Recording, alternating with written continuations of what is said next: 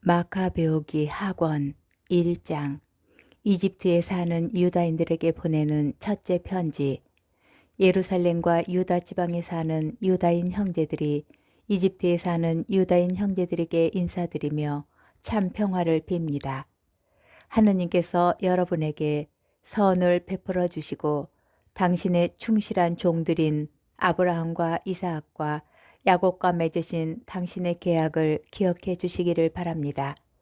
또한 여러분 모두에게 당신을 섬기고 큰 정성과 기꺼운 영으로 당신의 뜻을 실천하려는 마음을 주시기를 바라며 당신의 율법과 계명에 여러분의 마음을 열어주시고 평화를 이루어 주시기를 빕니다. 그뿐 아니라 그분께서 여러분의 간청을 들어주시고 여러분과 화해하시어 역경에 빠졌을 때에 여러분을 버려두지 않으시기를 바랍니다. 지금도 우리는 이곳에서 여러분을 위하여 기도하고 있습니다. 169년 데메트리오스가 다스리던 때에 우리 유다인들은 여러분에게 편지를 써보냈습니다. 그것은 야손과 그의 일당이 거룩한 땅과 나라에서 떨어져 나간 뒤 몇 해 동안 우리가 극심한 고난을 겪고 있을 때였습니다. 그들은 성전 대문을 불사르고 죄 없는 이들의 피를 흘렸습니다. 그때에 우리가 주님께 간청하자 그분께서 들어주셨습니다. 그래서 우리는 희생 제물과 고운 밀가루를 바치고 등불을 켜고 빵을 차려 놓았습니다. 이제 여러분이 키슬레오 달의 초막절을 지내시기를 빕니다. 188년. 이집트에 사는 유다인들에게 보내는 둘째 편지.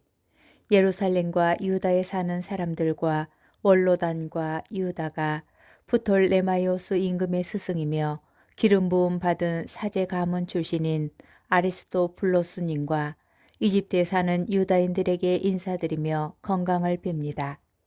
우리를 큰 위험에서 구원하시어 임금에게 맞서게 해주신 하느님께 깊이 감사를 드립니다. 그분께서는 과연 거룩한 도성에 맞서 진을 친 자들을 몰아내셨습니다. 아무도 당해낼 수 없을 듯한 군대를 그 수령이 이끌고 페르시아에 이르렀을 때 그들은 나네아 여신의 사제들이 꾸민 속임수로 나네아 신전에서 박살이 났습니다. 그때에 안티오코스는 그 여신과 혼인한다는 구실로 벗들과 함께 그곳에 갔었습니다. 그는 혼인 지창금 명목으로 그곳에 많은 보화를 차지하려는 것이었습니다.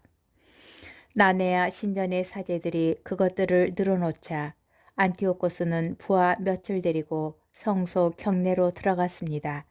그가 들어서자마자 사제들이 신전 문을 잠가버렸습니다. 그리고 천장에서 비밀문을 열고 벼락처럼 돌을 내리던져 그 수령과 부하들을 쓰러뜨린 다음 사지를 짓고 머리는 잘라 밖에 있는 자들에게 내던졌습니다. 사악한 자들에게 벌을 내리신 우리 하느님께서는 모든 일에서 찬미 받으소서. 우리는 키슬레오 달 25째 날에 성전 정결 예식을 거행하려고 합니다. 그래서 이를 알려 여러분도 초막절과 불의 축제를 지내도록 하는 것이 마땅하다고 생각합니다. 그 불은 느헤미야가 성전에 제단을 세우고 희생제물을 바칠 때에 나타난 것입니다. 우리 조상들이 페르시아로 끌려갈 때 당시에 경건한 사제들이 몰래 제단의 불을 가져다가 물 없는 저수 동굴 깊숙한 곳에 감추어 놓고 아무도 그곳을 알아내지 못하게 만들었습니다. 오랜 세월이 흘러 하느님께서 보시기에 알맞은 때가 되자 페르시아 임금의 명을 받고 파견된 느헤미야가 그 불을 감추어둔 사제들의 후손들을 보내어 그것을 가져오게 하였습니다. 그러나 그들이 불은 찾지 못하고 진한 액체만 있더라고 우리에게 보고하자 느헤미야는 그것을 떠오라고 분부하였습니다. 희생제물을 바칠 준비가 되었을 때 느헤미야는 사제들에게 나무와 그 위에 놓인 것에 그 액체를 뿌리라고 명령하였습니다. 그대로 한 다음에 시간이 흐르자 그때까지 구름에 가렸던 해가 비치면서 큰 불이 일었습니다. 그래서 모두 놀랐습니다. 희생 제물이 타는 동안 사제들은 기도를 바쳤는데 사제들뿐 아니라 모든 이도 함께 하였습니다. 요나탄이 선창을 하고 나머지 사람들이 느헤미야를 따라 화답을 하였습니다. 그 기도는 이러하였습니다. 주님, 주 하느님, 만물의 창조자, 경애로우시고 강하시며 의로우시고 자비하신 분, 홀로 임금이시며 선하신 분, 홀로 아낌없이 베푸시는 분, 홀로 의로우시고 전능하시며 영원하신 분, 이스라엘을 모든 불행에서 구해주시는 분, 저희 조상들을 선택하시어 거룩하게 하신 분, 당신의 백성인 온 이스라엘을 위하여 바치는 이 희생 제물을 받으시고 당신의 이 몫을 지켜주시며 거룩하게 해주소서. 흩어진 저희 결의를 한데 모으시고 이 민족들 사이에서 종살이하는 이들을 해방시켜 주시며 배척받고 멸시받는 이들을 굽어보시어 당신께서 저희 하느님이심을 이 민족들이 알게 해주소서. 저희를 억누르며 오만하게 으스대는 자들에게 벌을 내리소서. 모세가 말한 대로 당신의 백성을 당신의 거룩한 곳에 뿌리내리게 해주소서. 이어서 사제들이 찬미가를 불렀습니다. 희생 제물이 다 탄 뒤에 느헤미야는 나머지 액제를 커다란 돌두루에 쏟으라고 명령하였습니다. 그대로 하니 불길이 일었습니다. 그러나 제단에서 빛이 비쳐오자 그 불길은 사그라졌습니다. 이 일이 널리 알려져 유배살이로 끌려가던 사제들이 불을 숨겨놓은 곳에서 액체가 나와 느헤미야와 그 동료들이 그 액체로 희생 제물을 살라 바쳤다는 사실이 페르시아인들의 임금에게도 보고되었습니다. 임금은 그 일을 확인한 다음 그곳에 담을 치고 거룩한 곳으로 만들었습니다. 그러고 나서 자기가 총애하는 이들에게 거기에서 얻은 많은 수입을 나누어 주었습니다. 느헤미야와 그 동료들은 그 액체를 넵타르라고 불렀는데 그것은 정화라는 뜻입니다. 그러나 그것을 나프타라고 하는 사람이 많습니다. 마카베오기 학원 2장. 우리의 문헌에는 예레미야 예언자의 이야기도 나옵니다.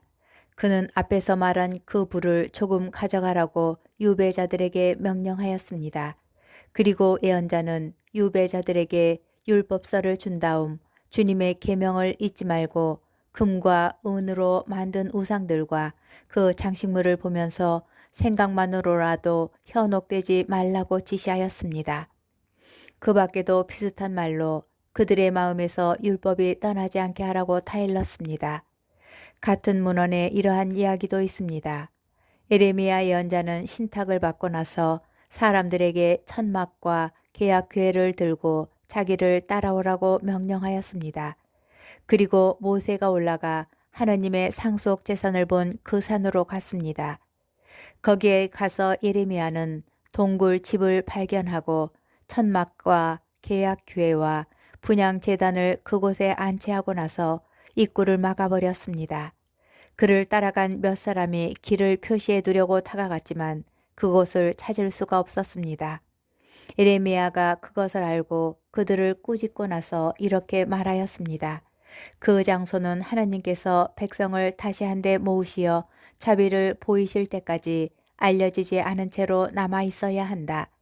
그때에 가서야 주님께서는 저 물건들을 드러내실 것이다. 그리고 모세 후에 나타났듯이 솔로몬이 그 장소가 특별히 성화되도록 청하였을 때에 나타났듯이 주님의 영광과 구름도 나타날 것이다. 또 지혜를 갖춘 솔로몬이 성전을 봉헌하고 완공하면서 희생 제물을 바친 이야기도 분명히 드러나 있습니다. 모세가 주님께 기도하였을 때에 하늘에서 불이 내려와 희생 제물을 태운 것처럼 솔로몬이 기도하였을 때에도 불이 내려와 번제물을 살랐습니다. 모세는 속죄 제물을 사람들이 먹지 않았기 때문에 불이 살라 버린 것이다 하고 말하였습니다. 솔로몬도 같은 모양으로 여드레 동안 축제를 지냈습니다. 위의 문헌과 느헤미야의 회고록에는 이러한 일들과 함께 느헤미야가 도서관을 세우고 임금과 예언자들에 관한 책들과 다윗의 책들 그리고 자원 예물에 관한 임금들의 편지를 모아 드렸다는 이야기도 나옵니다. 유다도 우리에게 닥친 전쟁 때문에 흩어진 책들을 모두 모아드렸는데 그 책들이 우리에게 있습니다. 필요하시다면 그것들을 가져갈 사람들을 보내십시오. 우리는 정결 예식을 거행하려고 하면서 여러분에게 이 편지를 씁니다. 여러분도 이 축제를 지내시면 좋겠습니다. 하느님께서는 당신의 모든 백성을 구원하시고 모든 이에게 상속 재산과 왕권과 사제직과 거룩한 예식을 회복시켜 주셨습니다. 이는 그분께서 율법을 통하여 약속하신 대로입니다. 그래서 우리는 하느님께서 곧 자비를 베푸시어 우리를 하늘 아래 온 땅에서 거룩한 곳으로 모아들이시려고 희망합니다. 그분께서 우리를 큰 불행에서 건져주시고 이곳을 정화시켜 주셨기 때문입니다. 저자의 머리말, 유다 마카베오와 그 형제들의 이야기, 대성전의 정화와 제단의 봉헌, 안티오코스 에피파네스와 그의 아들 에우파토르와 치른 여러 전쟁, 유다교를 위하여 용감하게 싸운 영웅들에게 하늘에서 내린 현시들, 그리고 그 덕분에 그들이 얼마 되지 않은 수로 이 땅 전체를 차지하고 야만스러운 무리들을 몰아내어 온 세상에 이름난 성전을 되찾고 이 토성을 해방시켰으며 폐기되어 가던 법을 다시 확립한 이야기. 이렇게 주님께서 당신의 크신 자비로 그들을 대해주신 이야기를 키레네의 야손이 5권의 책으로 펴냈다. 우리는 이것을 한 권의 책으로 요약하려고 한다. 사실 통계 숫자가 너무 많고 자료가 방대하여 이 역사 이야기에 몰입하려는 이들에게 어려움이 있으리라고 여겨 우리는 이 책을 읽으려는 이들에게 즐거움을 주고 애우려는 이들에게 편의를 주며 모든 독자에게 이익을 주는 것을 목표로 삼았다. 요약하는 고역을 맡은 우리에게 그것은 쉬운 일이 아니었다. 그 일은 땀을 쏟게 하고 잠을 빼앗아갔다. 그것은 잔치를 준비하여 손님들을 흡족하게 해주는 일이 수월하지 않은 것과도 같다. 그런데도 우리는 많은 이가 고마움을 느끼도록 이 고역을 기꺼이 받아들이고자 한다. 모든 사건의 자세한 내용은 저자에게 맡기고 우리는 줄거리를 요약하는 일에만 노력을 기울이려고 한다. 새 집을 짓는 건축가는 집 전체를 살펴야 하지만 칠하는 일과 꾸미는 일을 맡은 이는 장식에 필요한 것이 무엇인지에 주의를 기울여야 한다. 우리의 경우도 마찬가지라고 생각한다. 어떤 사건으로 들어가서 그 일을 두루 살펴보고 각 부분을 자세히 다루는 것은 원역 사가가 할 일이다. 그러나 이야기를 다시 편집하는 이에게는 간결한 표현을 쓰고 사건의 세밀한 내용은 생략하는 것이 허용되어야 한다. 이상 말한 것에 덧붙일 필요 없이 이제 이야기를 시작하자. 역사를 요약한다고 하면서 그 역사의 머릿말을 길게 늘어놓는 것은 어리석은 일이다. 마카베오기 학원 3장 시몬이 반역하다. 오니아스 대사제가 경건하게 살고 악을 미워한 덕분에 거룩한 도성에서는 사람들이 완전한 평화를 누리고 법을 철저히 지키며 살았다. 그때에는 임금들까지도 성소를 존중하고 최상의 선물을 보내면서 성전을 영화롭게 하였다. 아시아의 임금 셀레우코스도 희생 제물을 바치는 예식에 드는 모든 비용을 자기 수입에서 지불하였다. 베냐민 가문 출신으로 성전의 관리 책임자였던 시몬이라는 자가 있었는데 이 도성의 시장 운영과 관련하여 대사제와 의견 대립을 보였다. 그는 오니아스를 꺾을 수 없었으므로 그때의 코일레 시리아와 페니카의 총독으로 있던 트라세우스의 아들 아폴로니우스에게 가서 예루살렘의 금고에는 엄청나게 많은 돈이 가득 차 있어 그 액수를 헤아릴 수 없는데 그 돈은 희생 제물에 드는 비용이 아니므로 임금의 권한 아래 둘 수 있다고 일러 바쳤다. 헬리오도로스가 성전에 재물을 탈취하러 오다. 아폴로니우스는 임금을 만나 자기가 들은 대로 그 돈에 관하여 이야기하였다. 임금은 행정을 책임진 헬리오도로스를 뽑아 파견하며 앞에서 말한 그 돈을 가져오라고 명령하였다. 헬리오도로스는 곧 여행을 시작하였다. 그 여행은 코일레 시리아와 페니키아의 성읍들을 시찰하려는 것처럼 보였지만 사실은 임금의 계획을 이루려는 것이었다. 예루살렘에 이르러 이 도성의 대사제에게 영접을 받은 그는 자기가 들은 정보를 제시하며 무슨 이유로 이곳에 왔는지 설명하였다. 그리고 그것이 사실 그대로인지 물었다.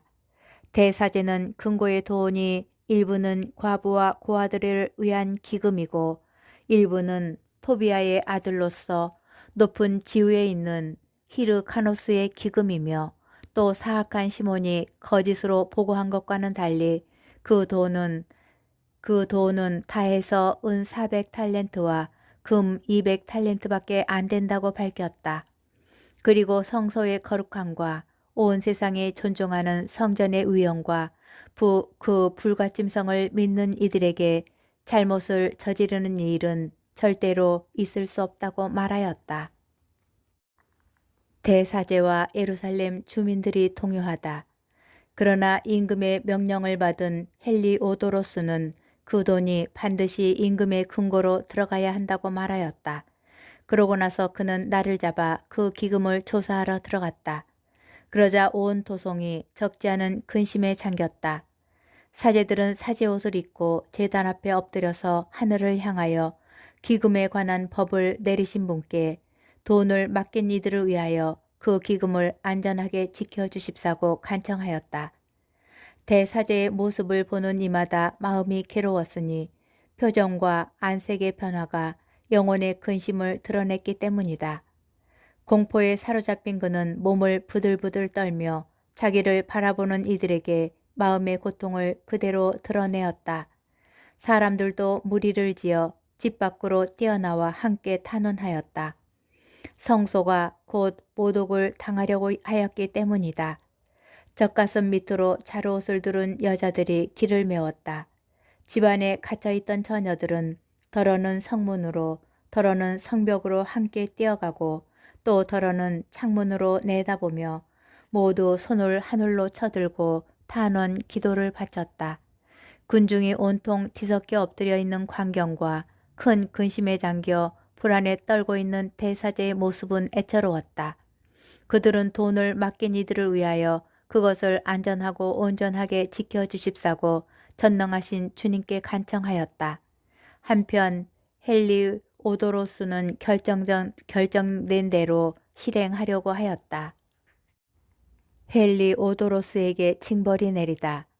헬리오도로스가 호위병들과 함께 금고에 다가갔을 때 영들과 모든 권세의 지배자께서 장엄한 현연이 이루어지게 하셨다. 그래서 그와 함께 당돌하게 들어선 자들이 이 하느님의 힘에 놀라 넋을 잃고 겁에 질려버렸다.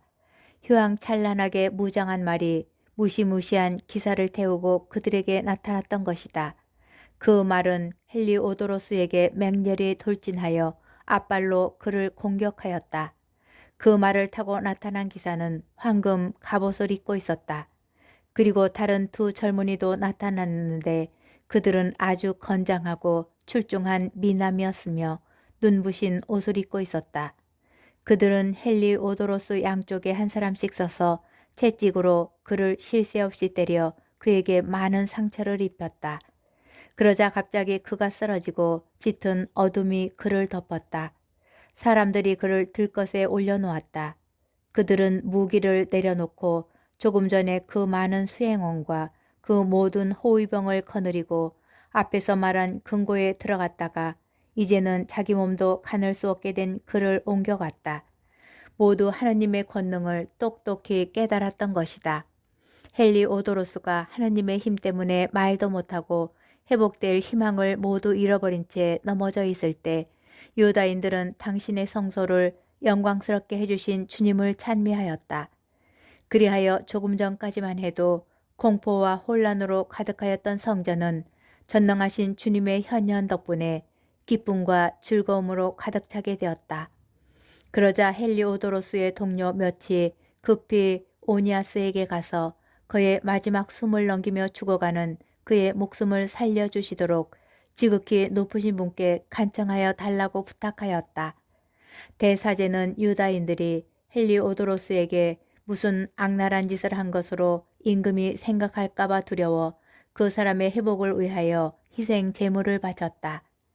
대사제가 속죄 제물을 드릴 때 그 젊은이들이 똑같은 옷을 입고 헬리오도로스에게 다시 나타나 그 앞에 서서 말하였다. 오니아스 대사제에게 깊이 감사하여라. 주님께서 그를 보아 내 목숨을 살려주셨다. 하늘로부터 벌을 받았던 너는 이제 모든 이에게 주님의 위대한 능력을 알려라. 이 말을 하고 그들은 사라졌다. 헬리오도로스가 회개하다. 헬리오도로스는 주님께 희생제물을 바치고 목숨을 살려주신 그분께 장엄한 서원을 한 다음 오니아스와 작별하고 나서 군대를 이끌고 임금에게 돌아갔다. 그는 모든 이에게 자기가 본 대로 지극히 위대하신 하느님의 영들을 증언하였다. 임금이 헬리오도로스에게 예루살렘에 다시 한번 사람을 파견하려면 누가 좋겠느냐고 묻자 그가 이렇게 대답하였다. 임금님께 맞서는 자나 정권에 반기를 드는 자가 있으면 그를 거기에 보내십시오. 설령 살아나온다 하여도 호되게 채찍질을 당하고 돌아올 것입니다. 그곳 주변에는 정말 하느님의 어떤 힘이 있습니다. 하늘에 거처가 있는 그분께서 친히 그곳을 지켜보고 도와주시며 악한 짓을 하러 그곳에 다가가는 자들은 내리쳐 없애버리십니다. 헬리오도로스와 금고 수호에 관한 이야기는 이렇게 끝났다.